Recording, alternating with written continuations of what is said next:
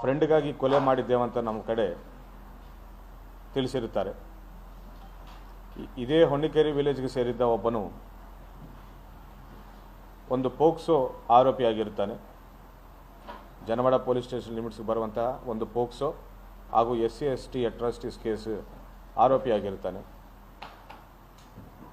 ತೀರಿಕೊಂಡಿದ್ದ ವೈದ್ಯನಾದ complainant ಪರವಾಗಿ ಬಲವಾಗಿ ನಿಂತುಕೊಂಡು ಅವರಿಗೆ ಲೀಗಲ್ ಸಹಾಯ ಮಾಡುವುದು, ಕೋರ್ಟ್ಗೆ ಕರ್ಕೊಂಡು ಹೋಗುವುದು ಹಾಗೂ ಈ ಟ್ರಯಲ್ಗೆ ಸಹಕರಿಸ್ತಾ ಇದ್ದಾನೆ ಅಂತ ಸೇಡಿನಿಟ್ಟುಕೊಂಡು ಹೇಗಾದರೂ ವೈದ್ಯನಾಥನ ನಾವು ಕೊಲೆ ಮಾಡಿದರೆ ಕಂಪ್ಲೇನೆಂಟ್ಗೆ ಸಹಾಯವಾಗಿ ಯಾರೂ ಇರಲ್ಲ, ಕೋರ್ಟಲ್ಲಿ ಕೇಸು ಬಿದ್ದೋಗುತ್ತದೆ ಅನ್ನುವ ಕೆಟ್ಟ ಚಿಂತನೆಯಿಂದ ಆ ಹೊನ್ನಿಕೇರಿಗೆ ಸೇರಿದ ಒಬ್ಬ ವ್ಯಕ್ತಿ ಈ ಆರೋಪಿ A1 ಒಟ್ಟಿಗೆ ಮಾತಾಡಿಕೊಂಡು ಈ ಕೊಲೆ ನಡೆಸಿರುತ್ತಾನೆ ಅಂತ ಒಂದು ಪ್ರಾಥಮಿಕ ಮಾಹಿತಿ ನಮಗೆ ಸಿಕ್ಕಿರುತ್ತದೆ.